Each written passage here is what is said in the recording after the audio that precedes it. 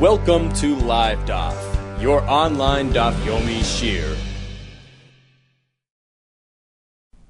Shalom Aleichem and welcome back to today's Daf Yomi, which is Shabbos Daf Kuf Mem. We are right on the top line. It says the more Itma, we learned chardal, mustard, so they used to grind it up and then turn it into a paste using its own natural moisture. So this chardal shaloshay me'erev Shabbos, which he had already kneaded, he had already turned it into a paste prior to Shabbos. Lemachar, tomorrow on Shabbos itself, he'd like to dissolve it into water or wine. How does he do it to avoid a concern of lisha, a malacha of kneading? So he does it in a way which is, it results in a mix of a low quality. Amarav memachi b'kli. He must dissolve it using a utensil, avaloi b'yad, not using his hand, in which case it results in a more effective mix, and there's a concern of lisha. Amar leishmo b'yad, with his hand, atu kol yoimo memachale b'yad. Do you mean to say that on an ordinary day you use your hands to mix the mustard? Machal chamermu, do you think it's donkey food? Certainly they don't mix mustard ordinarily using hands, rather they usually use a kli. Therefore Shmuel maintains that on Shabbos you're meant to do derech shinui, deviate from the conventional manner of dissolving this mustard. Instead of using a kli, on Shabbos you will use your hands. Elomar Shmuel memacha b'yad, he dissolves it using his hands, ve'enu memacha b'kli, but does not use a kli. Let's take a look at Rashi inside. On the second line from the top, beginning with the word memachoi, dishmer belaz b'mayim oy b'yayin, he dissolves this mustard paste into water or wine. So Rav maintains, how does he do it on Shabbos? Memachoi b'kli. Mashma, it seems, zeu shini shaloi. This is considered to be a deviation. Because using your hands results in a more effective mix, and Rav maintains that he must lower the quality of the mix to avoid the concern of a malacha of lisha. Shmuel disagrees. He says, do it differently than the way it's ordinarily done. Ordinarily it's done with a kli. On Shabbos you're meant to deviate. Use your hands, because this is not the ordinary way of doing this during the week. So the point according to Rav is lower the quality of the mix. Therefore do it with a utensil. According to Shmuel, do it derech shinui, in a different manner, in which the way it's ordinarily done during the weekday. Therefore, instead of doing it with a kli, on Shabbos you use your hands. Continues the Gemara, Itmar, another shita. Rab Lezer Omer, echad zeh ve'echad zeh aser.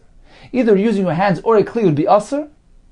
Apparently, according to Rab Lezer, using your hands, which results in a effective mix, is regarded as lisha. Likewise, doing it with a kli, which is the ordinary manner, results in lisha. So Rabbi Lezer, he cites both stringencies, both of Rav and Shmuel. Therefore, he says you can't do it either way. For Rabbi Yochanan Amar, on the other hand, he says echav et zechat mutter. Whether using your hands or your kli would be mutter. There's no concern of lisha. Now, why not? Now, the truth is that the Chazon Ish explains that our Gemara is not really discussing the malacha of lisha and Torah. Because dough used for bread, that turns into a single glob. When you mix the flour and the water, that is considered to be true kneading, true lisha, because it's being formed into a single glob. It combines into a singular unit, as opposed to this chardal, which are separate granules. They don't really bond together into one singular glob to the extent like a dough would. Therefore, the Chazon Ish maintains that there's no melachim and Torah of lisha taking place here at all. The concern is really only midrabanan. It's an issa derabanan of lisha. Therefore, we can understand very well that Rabbi Yochanan maintains, no, there's no concern at all. This doesn't really constitute lisha at all. Therefore, you can use his hands or a kli. As opposed to Rav and Shmuel, who say, well, it's also midrabanan unless you deviate somewhat. According to Rav, you deviate by lowering the quality of the resulting mix. Therefore, use your kli, as opposed to Shmuel, who maintains a different angle. He says, you must do a shinoi by doing it differently than the way it's done ordinarily during the weekday. Therefore, use your hands rather than a kli. So we have four approaches. One allows using a kli, one allows using your hands, one says both are asr, and one maintains that everything is mutter. Continues the Gemara, Abaye v'Rava d'Amar, they both said, Ein halacha Rabbi Yochanan, the halacha does not follow Rabbi Yochanan, who allows in all cases. Continues the Gemara, Kam Rabbi Yochanan b'shita de Rabbi Lezer. Rabbi Yochanan reverted to the sheet of Rabbi Lezer, and he held that both hand and kli would be asr. Likewise, come Rabbi Lezer b'shita de Shmuel. Rabbi Lezer reverted to the shita of Shmuel, which is that he can use his hands, which is derech shinoi, but not a kli. Abaye v'rovid amar tavayu. Halacha Rabbi Yochanan, so as a result of this switch over in shitas, they indeed maintained that halacha is like Rabbi Yochanan, and it is asr to use hands or a kli. Imei d'Abaye, the caretaker of Abaye of the lay, she dissolved the mustard for him, but he refused to eat, because Abaye maintains that it's asr. Dvisid is Zeira, the wife of Zeira. So after Zeira passed away, she remarried to a person named Rav Chia bar Ashi. So of the lay, Rav Chia bar Ashi, she prepared this dish, this mustard, for Rav Chia bar Ashi, and he refused to eat it. So she told him, so the wife of Rav Chia bar Ashi said to him, well, for your Rebbe, your teacher, she was previously married to Zeira, who was the Rebbe of Rav Chia bar Ashi. She said, I used to prepare this for your Rebbe. He had no problem eating it. And you, the student, the Talmud, refused to eat it. Amar Rava bar Shava hava ka'imna. Kamed Ravina, I was present before Ravina, and I dissolved the mustard for him. B'shufsa the tuma, using a stalk. She says, Emtsoi shel shum. Apparently we're speaking about the stalk going through the middle of the garlics. So he used that as a mixing tool. Va'achal, and he ate without any hesitation. The halacha does not follow any of these stringent approaches. Ella rather kihad itmar, as we learned chardo shloshim Shabbos, chardo which was already made into a paste before Shabbos l'machar. Tomorrow on Shabbos itself, machar you can dissolve it into liquid. Ben biyad, ben mikli, whether using his hands or a kli, there's no concern whatsoever. He can place honey into it, but he shouldn't vigorously mix this whole mixture. He shouldn't beat it. But gently mix it, because if he is teirif, if he beats it, in this case, there's a concern of lisha, because he's beating it into a properly dissolved mixture, properly dissolved paste. It is considered to be lisha. Continues the Gemara. Shachlayim, this is, Rashi says, creation. Some translates it as cress. Sheshochem erev Shabbos, which he had already crushed before Shabbos l'machar. Tomorrow on Shabbos, noisel l'seichen shemen v'chometz. He can place oil and vinegar into it. Mamshich l'seichen amita. He can place amita. The Gemara will say that's mint. V'lo here as well, he shouldn't go ahead and vigorously mix it and beat it. Ela ma'ariv. Rather, he should gently mix it. Shum sheriska erev Shabbos, garlic, which he had already crushed before Shabbos l'machar. Tomorrow on Shabbos, noisel l'seichen poil grisen. He can place types of beans into it. V'lo yishchak, but he shouldn't crush it. Ela ma'ariv. Rather, mix it. And he can place this mint into the mixture. My amita, what is this amita? Ninya, it is mint. Amar Abaye shmami, no, we hear from here. Hai ninya, this mint, ma'al tachli. It is beneficial, enhances the flavor of the shachlayim of this dish. Now what does he come to point out? The Chassam Sofer says that he's coming to point out that the point here is not for therapeutic purposes. We're not adding the mint for sake of refuah, which case it will be a problem. One can't prepare a refuah on Shabbos. Rather, Abaye says the point here is to add flavor, to enhance the food item, and therefore it is mutter. So in summary, we're discussing chardal, which was already pasted before Shabbos. Tomorrow he'd like to dissolve it into liquids. We have 4 approaches. Now again, we're discussing about lisha midrabanan. So therefore, some maintain, if he deviates, if he does derech shina, there's no isser. Rav maintains that the shina would be done by using a kli, which results in a lower quality mix. According to Shmuel, he must deviate, do derech shinoi from the way it's ordinarily done, therefore use his hand rather than a kli. According to Rabbi Yochanan, in both cases it's asr. According to Mazutra, in either case it would be mutter. The Gemara tells us, lo yitrayf, he shouldn't beat it, he shouldn't mix it vigorously. Continues the Gemara.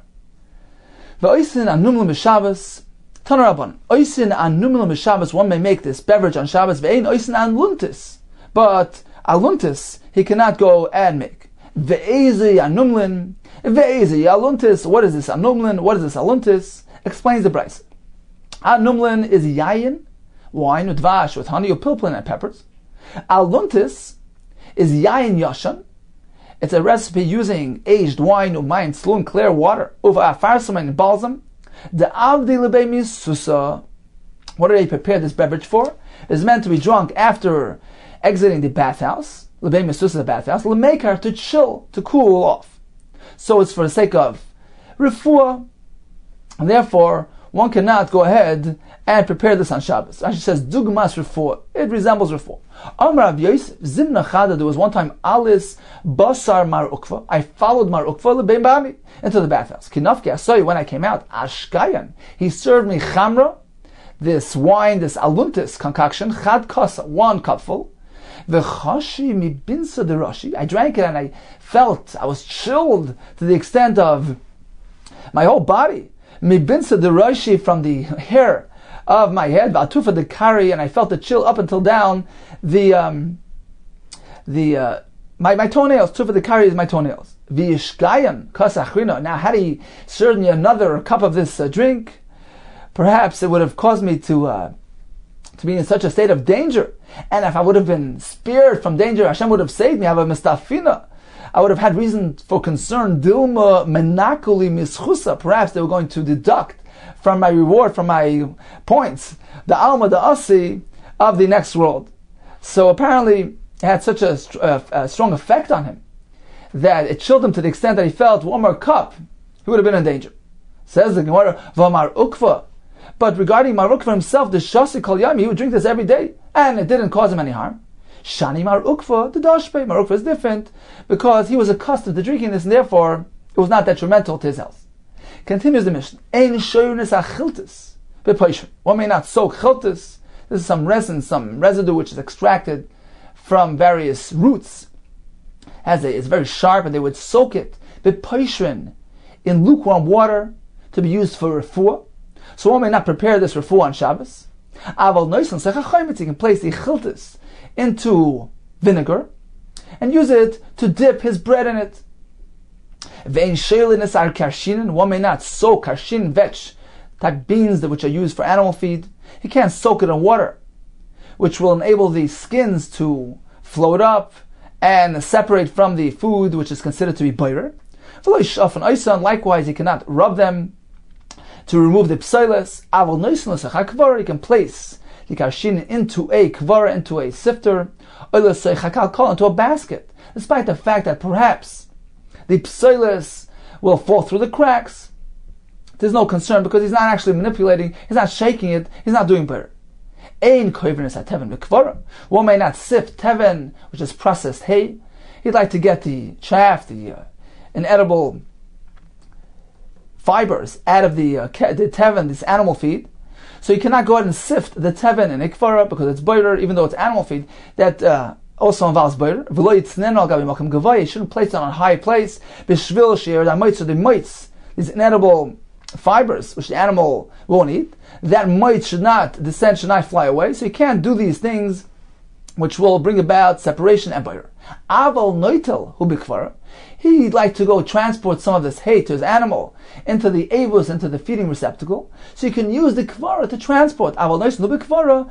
Noitel hu b'kvara, you can take some of the hay into the kvara, v'noitel zecha avos, and pour it into the receptacle, even though en route some of the psilis might drop through the cracks of this sifter. Since his intent is merely to transport, and it's considered to be a davar she'ein miskaven, it is mutter. Iboilu, so let's go back to the beginning of the Mishnah. One may not soak the chiltis in lukewarm water. Iboilu, so they asked, Shoramai? What if one proceeds and does it? What are the consequences? Tirgumar, Rav Adam Nashah, Kamed Rav Yosef. So Rav Adam Nashah interpreted, explained, presented before Rav Yosef, Shorachayev chatas. If he does this, he brings a chatas. Now, why would we think it's a chatas? So the Chassam Sofer explains that since he is soaking in lukewarm water, and doing so, he's processing the chiltis. This perhaps is considered a malacha of mevashel. That's the opinion of Rav Adam Nashah.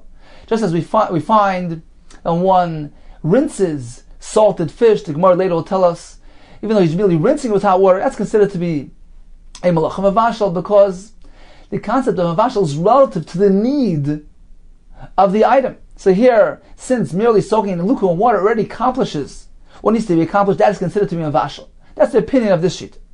Abaye vigorously disputed this. Amalei Abaye el mi'ata. If that's the case, shoro umtza b'maya. If one merely soaks raw meat in water, hachinami de machayiv. Here too are we going to say is chayiv achata? Certainly not. So Abaye used an extreme example to illustrate his point. Certainly there's no consideration for chatas here. Elam Abaye. The reason why he can't soak the chiltis midrabanan, it's an isra midrabanan shalayase, so that he should not proceed and do kederach shuas b'chol as he does on an ordinary weekday. And some Mepharshim explain this to mean that he's preparing a refuah, he's preparing something to be drunk as a remedy, as a refuah, and therefore he can't do this on Shabbos.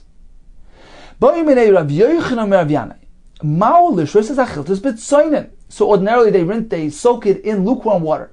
What is the halacha regarding soaking the chiltis? Derech shinoi, to deviate, doing it in soinin, in cold water. Amar le asar, he can't do that. V'ha anan tanan. So Rabbi Yochanan, who was the Talmud, who had asked Rabbi Yana, his Rebbe, the halacha, and received this response, he continued and he challenged. He says, "V'anan tanan." But we learned in our Mishnah, ein shiur is achiltis b'paishin. One may not soak chiltis in lukewarm water. Habet soinin mutar. Apparently, in cold water, there's no concern. So why do you say it's asr? Amalei. So Rav Yana, who was the Rebbe, responded, Im kain. If my level of learning isn't higher than yours, ma bein livelech, what is the difference between me and you? You're asking me, and I'm telling you that this is the halach. Now regarding our Mishnah, maslis nichidoi. Our Mishnah, which indicates that soaking it in soinin is permitted, is following a shita yichida, a single view, which is Rabbi Yossi's view. However, the majority of the Rabbanan disagree. Masnisin yechidoi, the Sanya, as we learned in the Bryce, and shoyernis achiltis. Loi bechamin lo bitzayin, one may not soak chiltis, not in hot water nor in cold water. Rabbi Yossi, bechamin, also in hot, you can't, but soinin, however, in cold, you may, but soinin mutter.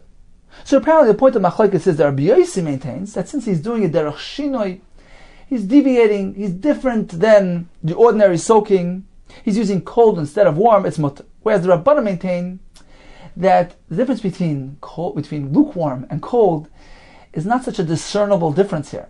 Therefore, the shinoi is not so apparent and visible, and is not considered to be a sufficient deviation which allows it. Continues the Gemara. Lemai avdile. What do they prepare this beverage for, this chiltis for? What ailment does it serve? Liyukr the liba, if one experiences a heavy heart. Rav Achabar Yosef chosh biyukr liba. He was experiencing this ailment of a heavy heart. Asal kamed Mar Ukva. So he came before Mar Ukva. On Marley, so Mar Ukva advised him, Zil, go shasi, drink. Tlasa tikli chiltasa.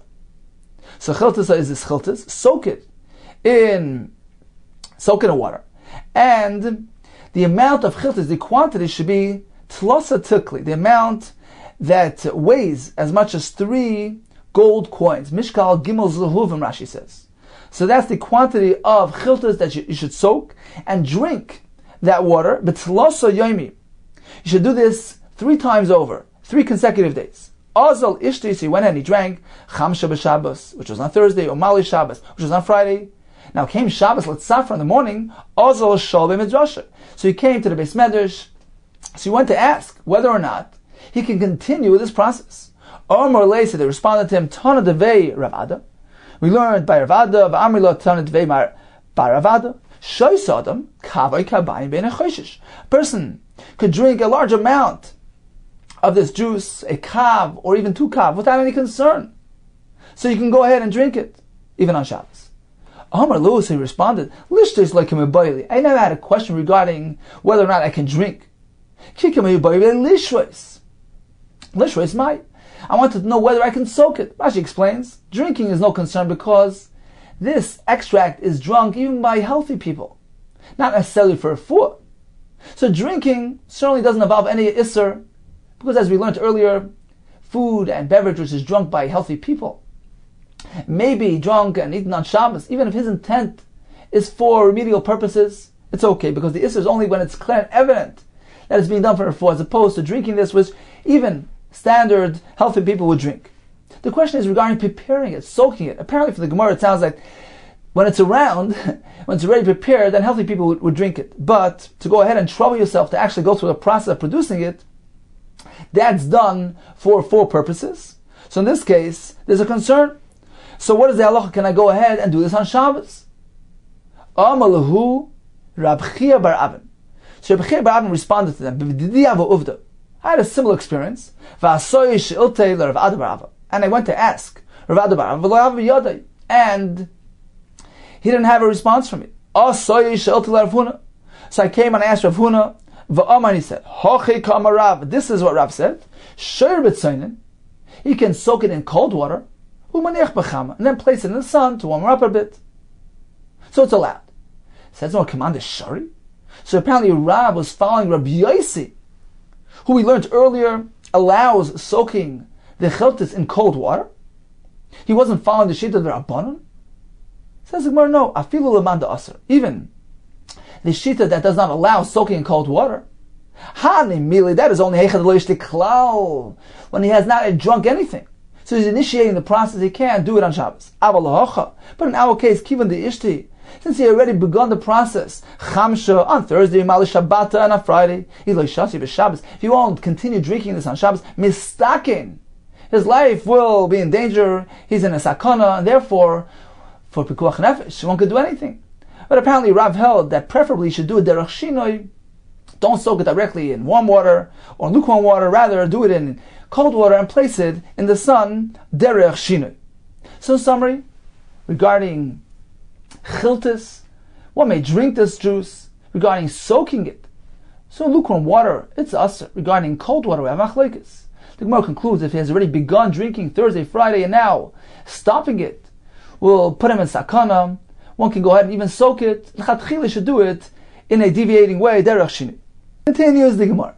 Mistamich v'ozl Rav Acha bar Yosef. So Rav Acha bar Yosef was an elderly man, and he was walking in a manner of leaning. He was leaning on mistamich v'ozl. He was leaning and walking akatfei de Rav Nachman Yitzchak. He was leaning on the shoulder of Rav Nachman Yitzchak bar Achtei, who was his nephew. Ar Malay. So he asked his nephew, Kimatina leber of Safra. When we reached the home of Rav Safra, Ailina, take me in there. Kimatu, when they arrived, Ailei, so he brought him in. Boy mine, so the uncle asked Rav Safra, Mao lekaskuse kitanisa b'Shabbat. What is the halacha regarding rubbing a freshly laundered linen garment, linen shirt on Shabbos? Now there are 2 benefits resulting from this rubbing. Number 1, it softens it, because after it's laundered, it's stiff and hard, so it softens it. And number 2, it also brightens the color. So the question is, can this be done on Shabbos? Is the primary intent to merely soften the material, and then it's okay? Or perhaps, the intent here is to generate brightness for usr, and it would be usr. Ritva explains, certainly, both things are taking place. It is softening and getting bright. The question is, what is the primary intent here? What is primary and what is secondary?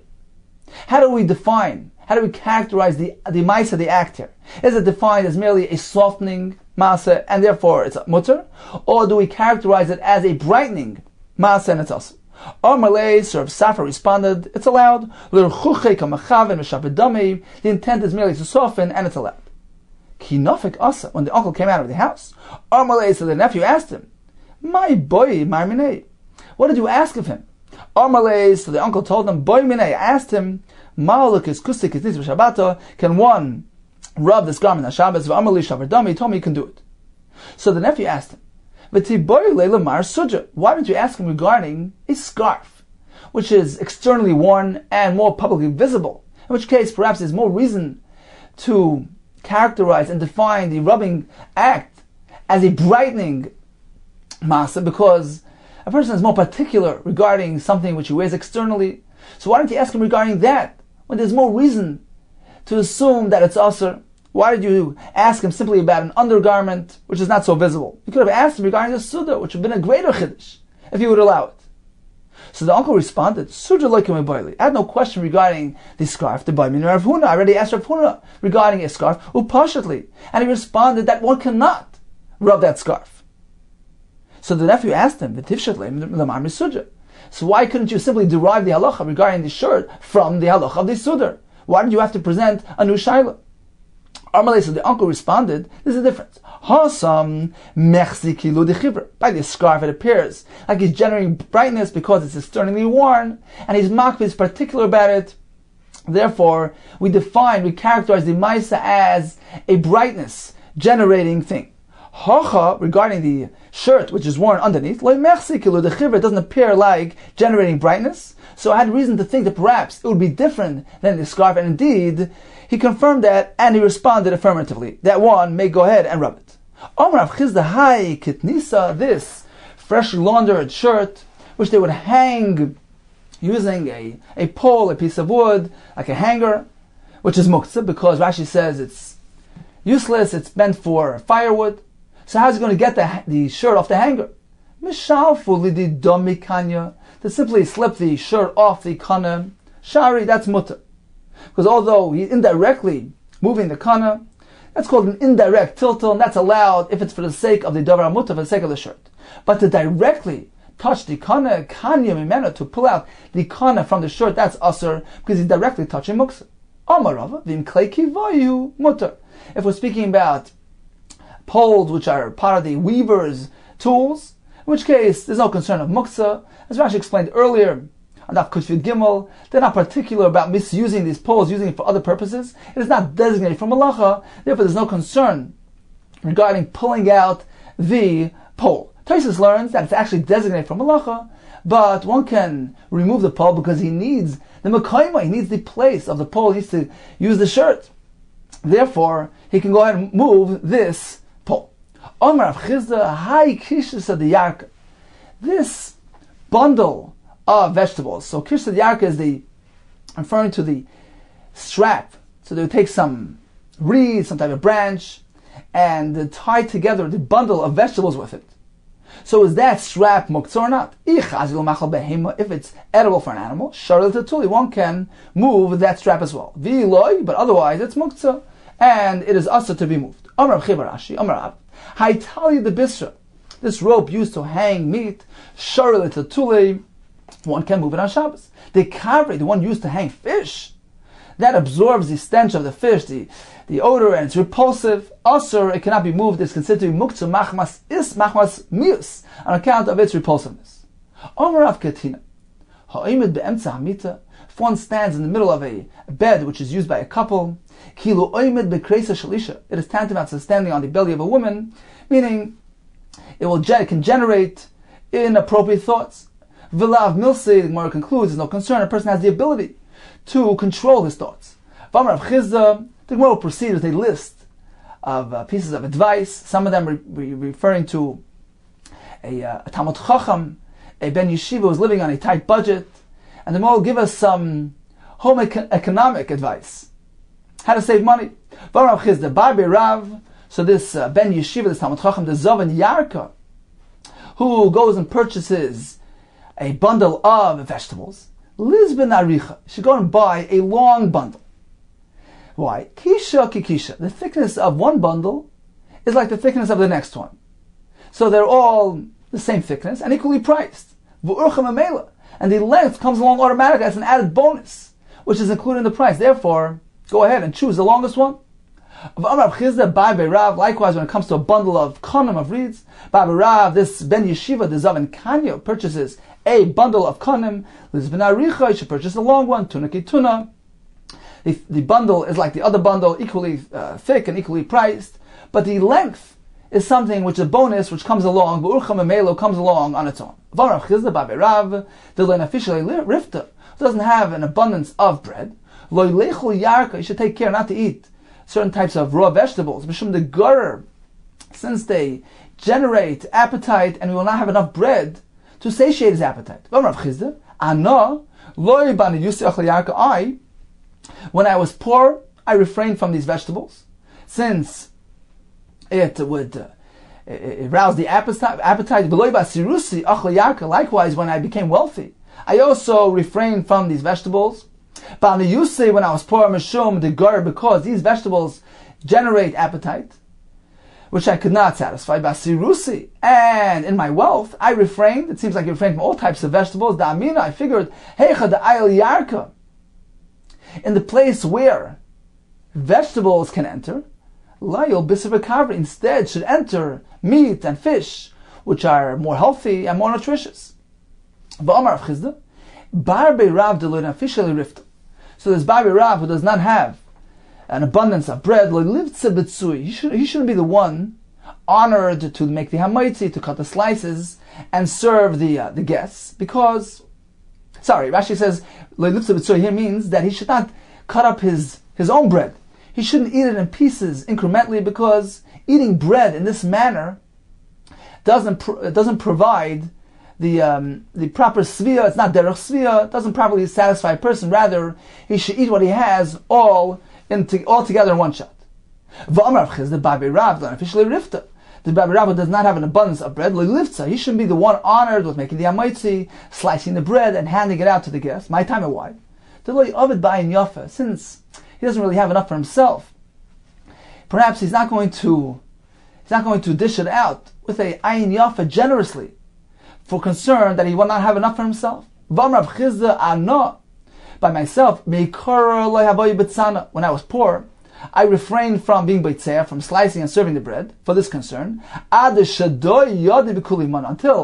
I sent my hand through the entire basket, meaning I examined the basket to see how much was in there, and I found, I found in there a lot of bread, exactly what I need, and in this case, I allowed myself to be generous, so I would proceed with dishing out the bread. If one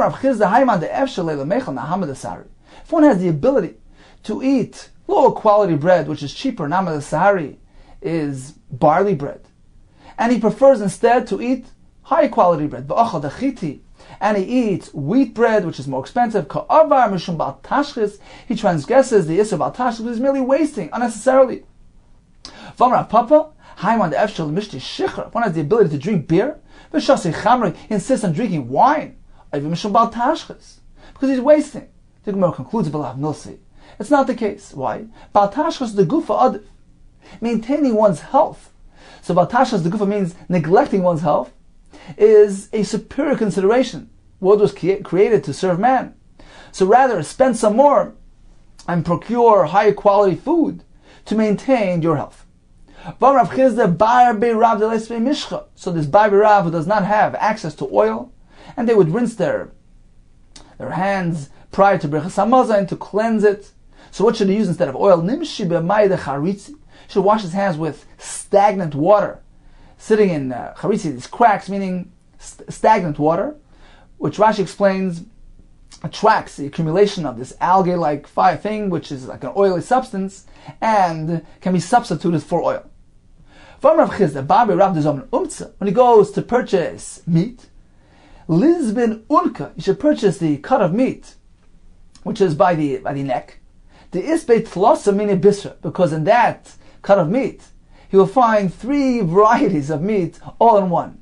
Rashi explains you have 3 different tastes: Shamein, Kochush, and Gidat Savar. So you have, it will taste a bit like fatty meat, like lean meat, and Gidat Savar, like the tough sinews of the neck. So in this one piece of meat, you will have all 3 elements. So the Babi Rav is going to purchase this linen garment. Lizban, he should purchase Nahar Abba, from this location which has high quality linen. And he should launder it once in 30 days. The Mefatile, because it will provide for him, it will last him Treisar Yarchi Shata for 12 months. Vano Arva, I guarantee this. My Kitu Nisa. What is the meaning of the word Kitu Nisa?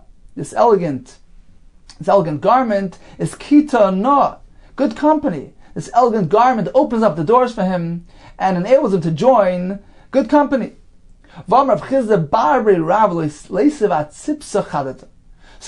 should not sit down on a new tzipsa, new mat, the mechal yamana, because the moisture of the new mat made from gemi, from these reeds, it can go ahead and ruin his garments. He shouldn't give his clothing to his hostess, l'chavri, so she should do laundry for him, l'chavri. The lav oirach ara, it's not appropriate. Dil mechaze be'midi. Perhaps she will notice something inappropriate there, remnant of a carry, of an emission, v'asil meganya, and this will bring about that he will become repulsed on her. Amar lu Rav Chizda lebante. Rav Chizda gave advice to his daughters to have it tznias am ba'abigav raichu. Conduct yourself with modesty before your husband. Lo yitechlon nahama ba'abigav raichu. Don't eat bread in front of your husbands. The Farshim means, this means to say, outside of mealtime, don't go eat bread, you might overeat, and this will not make a good impression in front of your husbands. Don't eat vegetables at night, which can lead to bad breath. You shouldn't eat dates at night, nor should you drink beer at night, which can bring to passing of air. Don't relieve yourself the same location where your husbands relieve themselves, because even it's not in his presence, Rashi says, but since it's the same location, this will bring about that you become most repulsive to him. Now this is a tznius instruction. When somebody comes calling, a man comes calling abava by the doorway, inish, you shouldn't respond mani, who is he, which is a lashon of zachar. Ella, rather say mani, who is she, which is a more tznius manner. Noked magnisa, this is referring to the time of Tashmish. Noked magnisa b'chad. So when he's reaching to hold on to the breast with one of his hands, vikura b'chad, and he's reaching for the makam of Tashmish with his other hand, magnisa achviluhu. You should allow them your breast, vikura le'achviluhu, don't allow them your makam Tashmish for a while, ad mitztar, until this generates distress in them, v'hada achviluhu, and then allow them, then show them your makam Tashmish. So this will increase their desire. Continues the Gemara, Ein Shoylin Sakshar Shinin, and the Mishnah says, although one may not do bayr, but he can go ahead and use a kvara to place the karshinin into the kvara, into the sifter, even though he's not, because he's not sifting it. Likewise, the Mishnah concludes, regarding the teven, he can place it into a kvara, into a sifter, and transport it. Masnisin le'ka'atana. This does not follow the following Tana, the Sanya, Rav Lezer Yaakov. Ein mashkichin b'kvar kalikar. We don't get involved in using a sifter altogether for concern that if he uses it as a container, perhaps he'll go and manipulate it, shake it, and do a malacha of bayr. Continues the Gemara.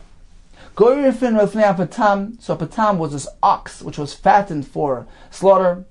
So he needs to eat a lot, and they would clean up his feeding area, which the Gemara will call an avos, a feeding trough. So they would sweep up the pebbles, the dirt. One can do that. One can sweep up before this animal, before this ox, or mesalkon, it's stud, and likewise. He can go ahead and take the teven, if there's excess straw sitting there, he can move it aside with meharei, for concern that it shouldn't get dirty from the waste of the animal. So one can sweep and move away the excess food. They don't allow. The Gemara will explain. This is the third halacha. One may take food from before, in front of one animal, and place it in front of a different behema on Shabbos. And there's no concern of tircha, of unnecessary exertion. It can be done. Says the Gemara. So they asked. Beginning of the Mishnah initiated with two halachas: sweeping the trough from its dirt and moving around the excess hay. Rav Deisa says yes. Chachamim oisrim. Now, what are the Chacham referring to? Rabbanon areishapli? Are they arguing regarding sweeping the trough? They're concerned if he sweeps up the eating area, he might go do a malacha of the mash ve'gumay, straightening out, smoothing out the pits in the floor, which is a malacha of baina. So that's why they don't allow sweeping the area. Or perhaps they are disagreeing regarding the second malacha, moving around the hay. They're concerned about muktzah, because perhaps it gets dirty from the waste. So some of it might be dirty and it's considered to be useless, it's muktzah, so they were concerned with muktzah.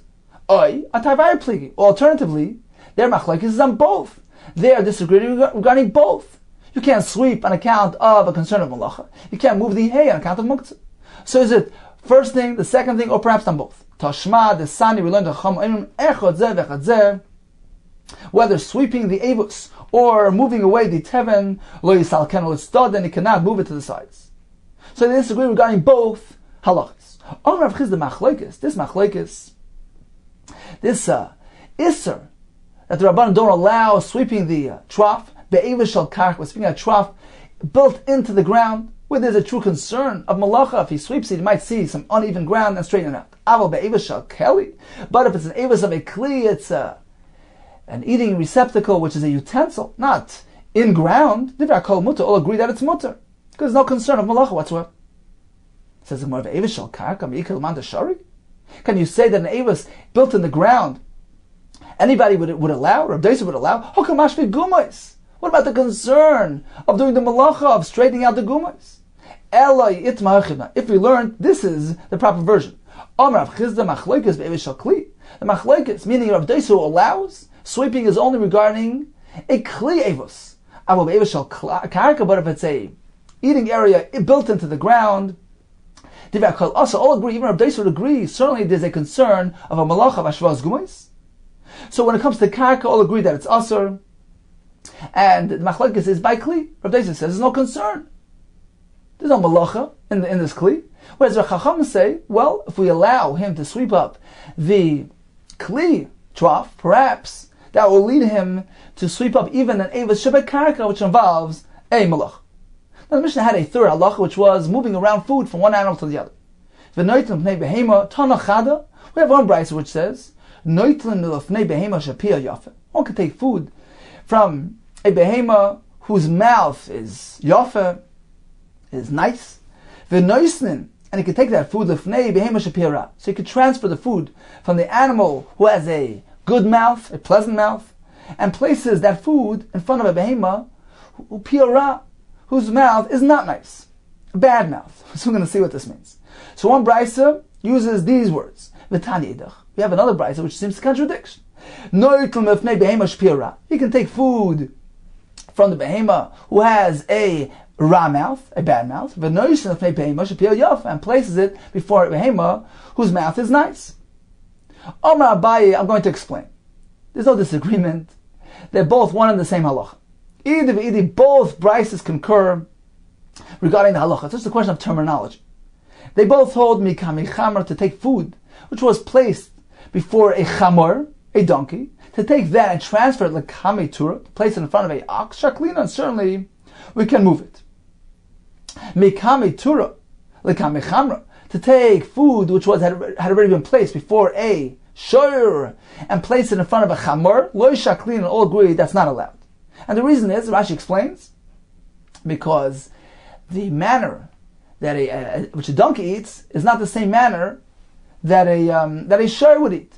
A shiur drools and he fills his food with saliva. So the food which was present in front of a shiur, or the Gemara will say a cow, is unfit and unsuitable for a donkey. So you can't take food from before the ox and place it in front of the donkey, because it's just an unnecessary exertion. Chances are donkey will be repulsed from it and will not eat it. Whereas in the reverse, he can take from the chamor and place it in front of the shiur, because the chamor doesn't drool, so this food is perfectly suitable for the chamor. So he explains like this. The brayso which says he can take food from the behema shapia yafa. What is that referring to? Which behema is pia yafa? The one that doesn't drool, b'chamar. The donkey, Leslie Riri, doesn't have the saliva dripping. So you can take that food, and place it in front of the behema who has a bad mouth. Bepara is referred to a cow, this Riri, which drools. So you can take the clean food and place it in front of the para. There's no concern. Whereas the other brayso which says you can take food from the animal who has a rapeh, b'chamar is referring to a chamar. So in this case, he is terming a chamar as an animal who is piara, Because it's referring to a different context. Why do we call him a bad mouth?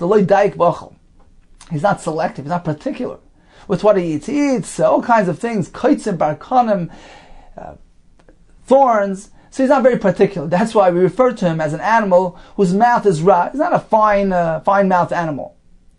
But since he doesn't drool, we can take the food from him. You can place it before the behema who has a fine mouth, referring to the para.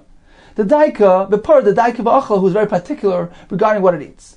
So this is a different context. In this context, the brisa refers to the chamar as piara and the para as piara. But both brises are one and the same. The concept here is one concept. One can go, exert himself, do the tircha, transport food from an animal which doesn't drool, and the food is still clean and suitable for the other animal which will eat it, and therefore can do it on Shabbos. So in summary, the Mishnah taught us 3 halachas.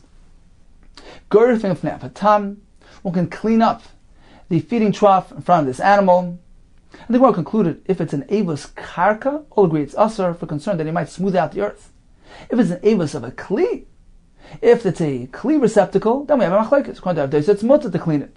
According to the Chacham, it's asur, because this might lead him to do it even on the ground.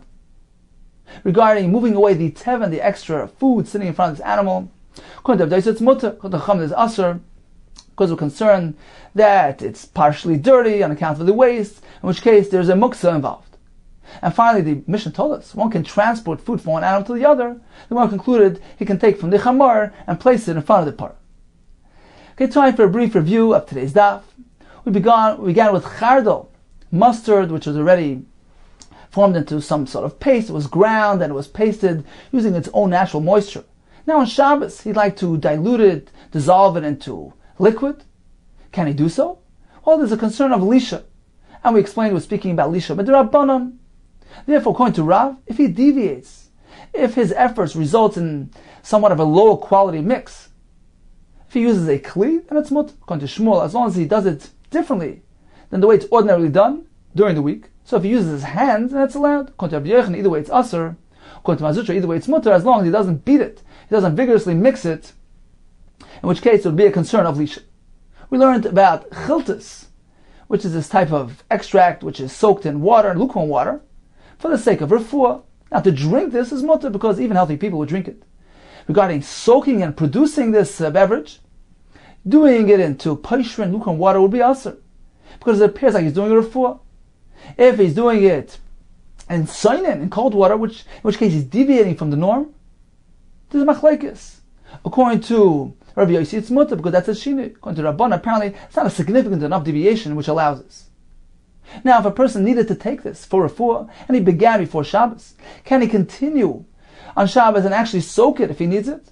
The Gemara tells us it's mutter, because it's sakana lechatchila. He should do it derech shinu. We learned several pieces of advice, specifically regarding the home economics of a Talmud Chacham. We learned regarding a machlekes of placing something in a sieve, which may result in some sort of separation taking place there. The Tanakam allows, and the Gemara brought a shita which does not allow it, for concern they may actually shake it and manipulate it and doing melacha ber.